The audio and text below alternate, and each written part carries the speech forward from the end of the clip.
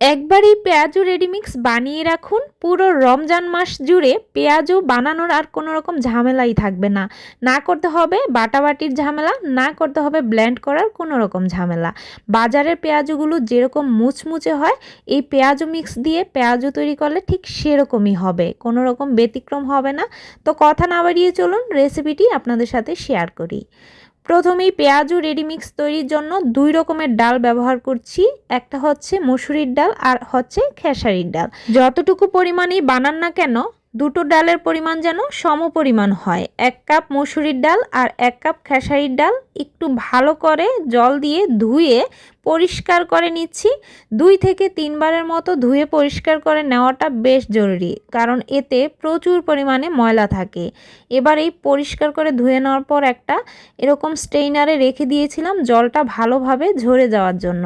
তো জলটা ঝরে গেছে, এখন রোদে শুকিয়ে নিব। প্রায় 2 দিন কড়া রোদে শুকিয়ে নিয়েছি।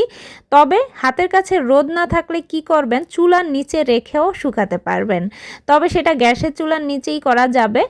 2 দিন কড়া রোদে একদম ভালোভাবে শুকিয়ে নেওয়ার পর দেখুন ডালগুলো একেবারে ঝরঝরে হয়ে গেছে। এখন এই ডালগুলোকে আমি ব্লেন্ডারে ব্লেন্ড করে গুঁড়ো করে নিব। যেহেতু ডালের পরিমাণ কম ছিল তাই ঘরেই এটা গুঁড়ো করে নিব। এখন চলুন এই যে ডালগুলোকে 2টা ভাগে ভাগ করে নিচ্ছি। ডালগুলোকে 2 ভাগে ভাগ করার একটাই কারণ ডালগুলো ব্লেন্ডারে দেওয়ার সাথে সাথেই কিন্তু এগুলো মিহি পেস্ট হয়ে যায়। তাই 2 ভাগে ভাগ করে নিলে এই পেঁয়াজু মিক্সটা একদম পারফেক্ট হবে। কারণ একটা ভাগের অংশ আমি এভাবে একদম মিহি গুঁড়ো করে নিয়েছি, আর 2 ভাগ যে করেছিলাম বাকি অংশটা নিয়েছি একটু আড়া ভাঙা করে গুঁড়ো করে। তো এই গুঁড়োটা একটু দেখুন হালকা একটু দানা দানা ভাব থাকতে পারে, তবে একটু মিহি গুঁড়ো করেই নিতে হবে।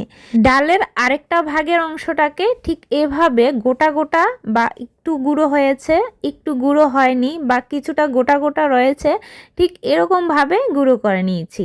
তাহলে কি হবে, এই পেঁয়াজু মিক্সটা দিয়ে পেঁয়াজু তৈরি করলে মুচমুচে হবে।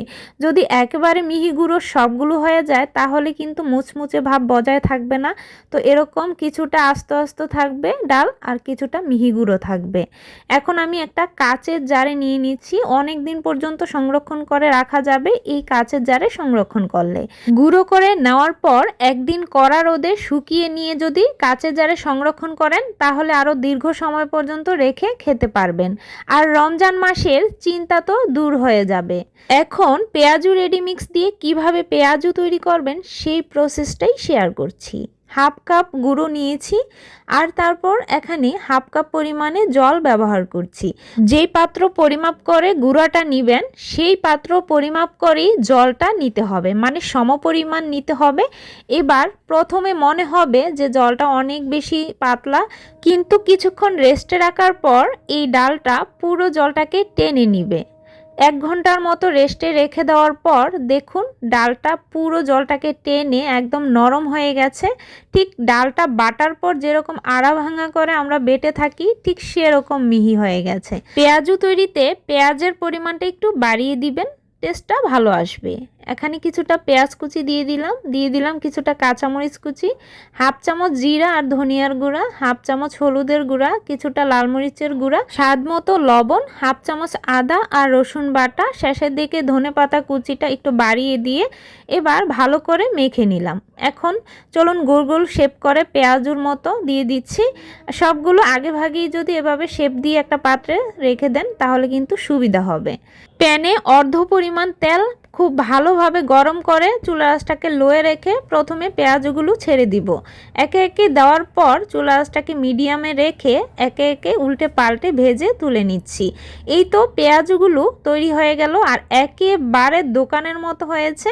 অবশ্যই আপনারা বানালেই বুঝতে পারবেন। আর আমার এই রেসিপি ফলো করে পেঁয়াজু রেডিমিক্স বানিয়ে সারা মাস সংরক্ষণ করে তো খেতে পারবেন। রমজান মাসের ইফতার টেবিলে অবশ্যই তো এটা প্রয়োজন। রেসিপি ভালো লাগলে শেয়ার করার জন্য অনুরোধ রইল। আজকের মতো এই পর্যন্ত, সবাই সুস্থ থাকবেন, ভালো থাকবেন। ধন্যবাদ সবাইকে।